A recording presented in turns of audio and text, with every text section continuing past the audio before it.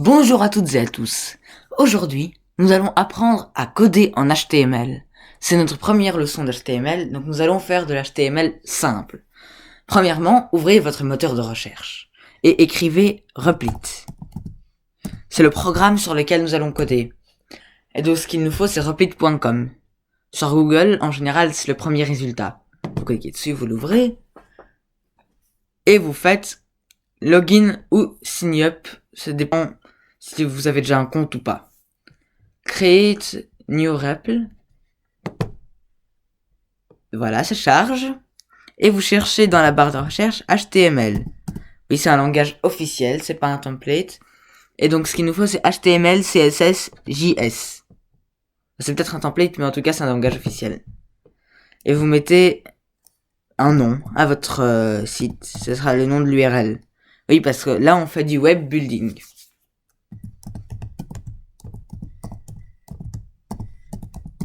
Voilà. Create REPL. Alors là, normalement, vous allez déjà avoir du texte qui sera écrit. On n'a pas besoin de ce texte parce que déjà, par exemple, ici, c'est du JavaScript, alors que nous, on a besoin que d'HTML. Donc vous effacez. Maintenant, il faut savoir que pour le HTML, les codes s'écrivent entre crochets.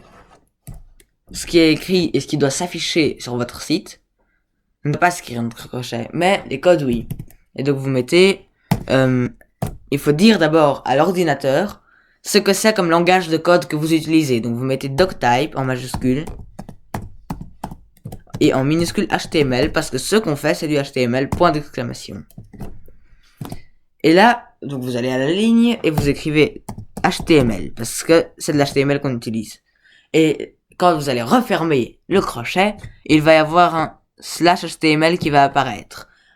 Alors le slash en HTML, ça veut dire qu'on termine l'action qui est marquée entre les deux. Et donc c'est normal qu'il y ait ça, vous le laissez. Par contre, vous passez à la ligne parce qu'on a besoin d'écrire des choses. Ça indique juste le début du document en HTML et la fin du document en HTML. Donc nous allons faire une en-tête, par exemple. Donc on écrit head.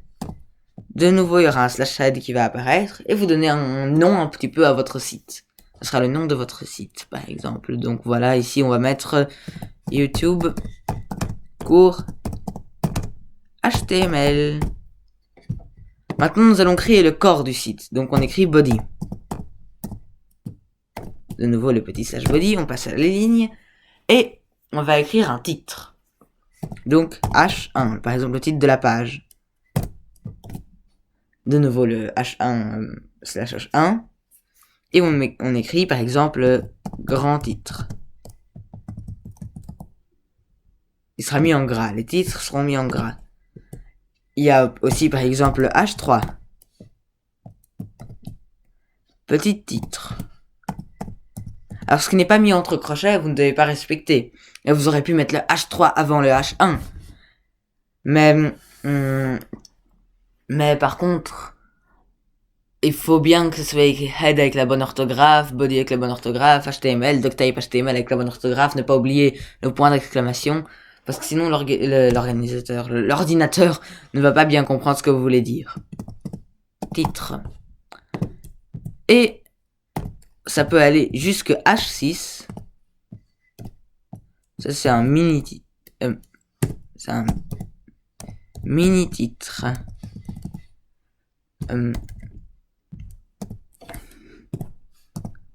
Alors vous pouvez à tout moment voir ce que votre site donne, ce sera affiché dans cette fenêtre. Et ici, en dessous, ils mettront les erreurs.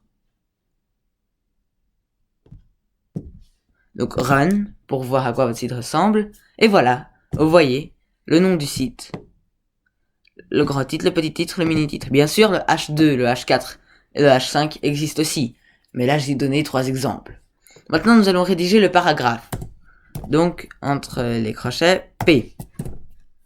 Voici l'espace pour écrire. C'est simple, c'est l'espace pour écrire. Alors, si vous voulez faire un un saut à la ligne, vous n'allez pas faire ça, parce que si j'écris comme ça, amusez-vous, vous allez voir ce que ça va faire. Faut tout le temps tester son truc avant de dire que c'est fini. Donc là, si je fais juste un saut à la ligne dans mon code, si je l'envoie, ça va garder sur la même ligne. Du coup, si je veux que ça saute à la ligne, parce que là, ça saute pas à la ligne. Ça reste dans la même ligne, mais ça saute à la ligne dans le code. C'est deux choses différentes. Par exemple, ça vous voyez dans le code, mais vous voyez pas sur le site. Et donc, il faut écrire, pour dire qu'on saute à la ligne, BR. Non, pas de /BR. L'ordinateur peut se tromper, et alors il faut le corriger. Mais il n'y a pas de début et de fin de saut à la ligne. Du coup, vous écrivez BR pour que ça saute à la ligne. Sans mettre de /BR. Et donc, quand vous le lancez, vous voyez que c'est passé à la ligne. Si vous voulez lui faire passer 2 lignes, vous écrivez une deuxième fois BR entre les crochets. Et de nouveau, pas de /BR. L'ordinateur peut faire des erreurs, mais il faut pas vous laisser influencer. Et là, comme vous voyez, il y a une ligne d'espace. Si maintenant, je veux faire un deuxième paragraphe, donc après le /p du premier paragraphe, je fais un nouveau paragraphe. Et j'écris mon texte. Par exemple,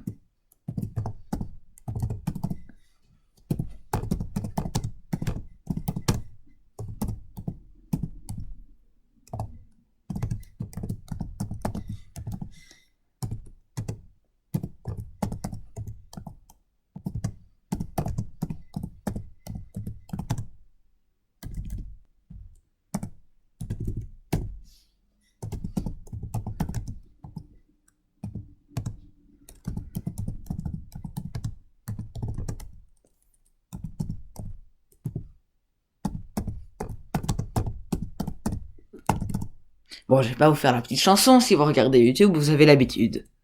Maintenant, je vais passer à la ligne, donc je vais écrire BR. Et donc j'ai écrit merci. Parce que je vous remercie d'avoir prêté attention à cette vidéo, de vous être instruit par ma vidéo et pas par une autre vidéo, de vous être quand même abonné, d'avoir activé la petite cloche et d'avoir laissé un pouce bleu. Donc on va run pour voir qu'est-ce que ça donne. Et voilà. Maintenant, votre site ne sera pas visible sur Google parce que si vous faites un peu de web building, vous savez que pour être visible sur Google, il faut avoir un domaine ou payer à Google Ads. Mais par contre, votre site est sur Internet et en faisant ça, par exemple, vous pouvez le voir sur Internet, vous pouvez copier l'URL et le partager avec quelqu'un d'autre à qui vous voulez l'envoyer. Et cette personne peut le partager à autant de personnes qu'elle le veut, et comme ça votre site circule. Si par contre vous voulez pas que ce soit partagé, vous pouvez juste dire à la personne de ne pas le partager. Dans les prochains cours, parce que voilà, c'est fini pour ce cours-ci, vous avez déjà quand même un beau site de base, on va apprendre à mettre des images, mettre des URL. Plus tard encore, on va organiser notre site, lui mettre des différents onglets, enfin des différentes pages. Je vous souhaite de bien coder.